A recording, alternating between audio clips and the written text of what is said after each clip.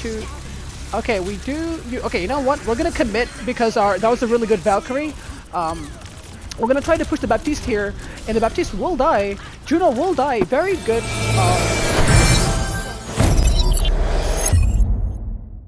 Hello, boys and girls, ladies and gentlemen. Welcome to today's video. Today's video is a weekly episode of Games and Turns. What we'd like to do in this series is help you how to improve and influence your match. In this series, you're going to learn how to influence your match in a much more positive way. Not necessarily win because it's a team-based game, but you're going to learn how to have much better match quality overall. They're going to learn how to do things, when to do it, and what to do based on the team comps, matchups, maps, and different game modes.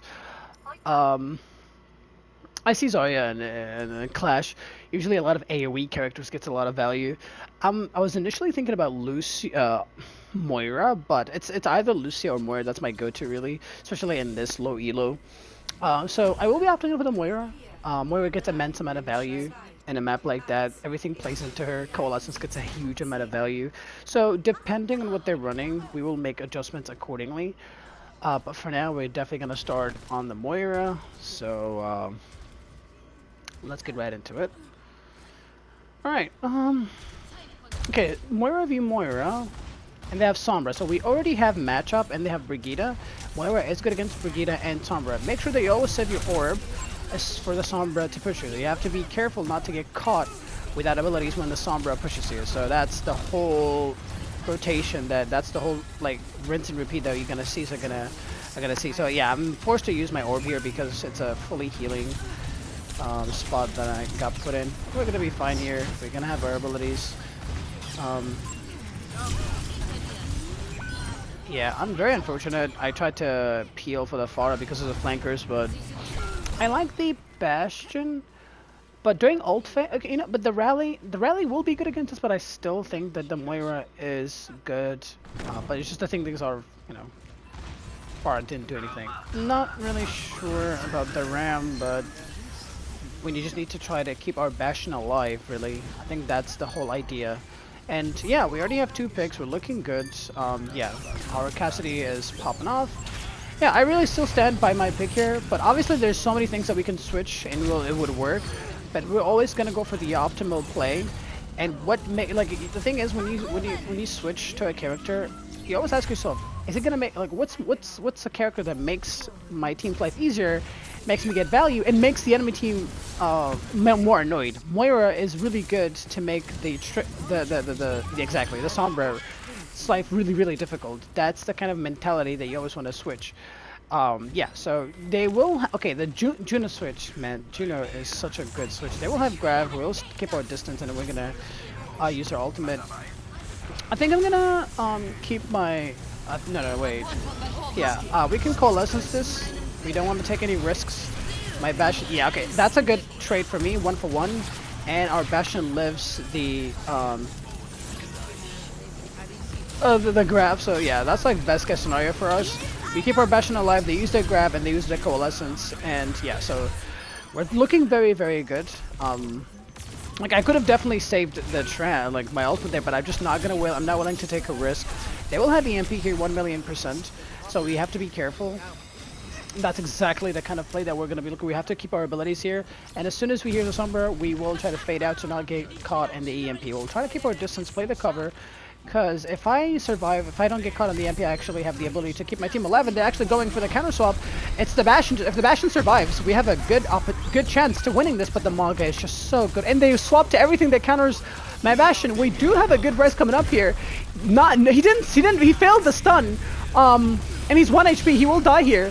And my Mercy unfortunately missed the res. Very bad ultimate by this guy, but I got caught. I got put in a very bad plays because I was either gonna fade away into the ability, into the like ultimate, but it's okay.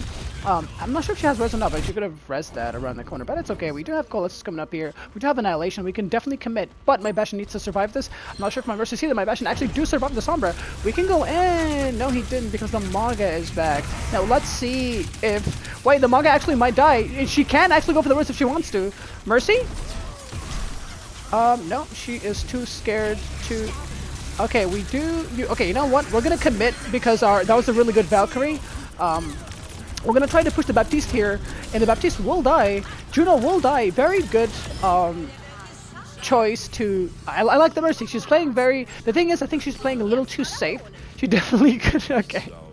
She definitely could have took the res off, but it's okay, you know, because she doesn't trust her random supports, which is, you know, a fair point. Really good response by us. We need like the Coalescence, because I knew that Coalescence. I looked at their team comp. Coalescence gets infinite amount of value against a Symmetra and a Baptiste who's. Yeah, there's nothing I can do that. Yeah, they just cannot survive this. They just might as well win the fight somewhere else. Yeah, because I can't do anything for them to survive. Okay, now the fight is over. We can go influence that fight. We can keep our Manga alive. I mean, sorry, our Ramattra. But yeah, I knew that my Coalescence would get a lot of value. And not only I'm going to get a lot of value against them, but help enable my team to push in. Yes, I don't like to use double support ultimates at the same time, but I looked at their team comp and I looked at mine, and the situation really enabled me doing that. Because, like I said, Symmetra and Baptiste, Coalescence gets really good amount of value into them. And on top of all of that, my team was actually in a good spot to follow up on it, so that's the reason why I decided to ult. Good res. I'm not sure where the Bastion is. Okay, there he is. Bastion is doing the Lord's work. You gotta do a little bit of some damage. Let the Mercy. Okay, good heal. Close to a Coalescence here, but we gotta keep this tank alive. Didn't have enough heals. Let's keep the Bastion alive. She will lose the mech. No remech because she just used it. Try to keep the Bastion alive. Okay, making it really, really difficult for them to take the fight, but I think this is the fight. This is the time we reset. Never mind, we're getting a lot of picks. We will first fight on objective. The Mercy should die. We will take our Coalescence here because that's gonna... Yep, there you go. She missed the... She missed the stun on me. We got the rally out. And, I mean, yeah, they got the res off, but it's really, like, it doesn't matter because we got our value. We got a little, you know, we got a little too excited with that. We unfortunately didn't finish off the Mercy, but we will try to follow up on our Mercy's offense against the Mercy. It actually worked out. We just need to make sure that we don't get caught with the Sombra, because the Sombra's wet dream is to push the backline. Always make sure you save your abilities for that. Good ultimate by the Ramattra. Make sure to clear the point for my Ram, and let's time to heal bot the hell out of my Ram. We're doing really, really good, making it really, really difficult. Always be aware of your surroundings to try to keep your teammates alive, because you know there's a Sombra against you. She always goes flank. That's a damage orb that I'm willing to take. It's going to get a lot of value. Try not to let the Diva remake. Okay, this is the time I think where we lose, because they really did a good job at stalling it out.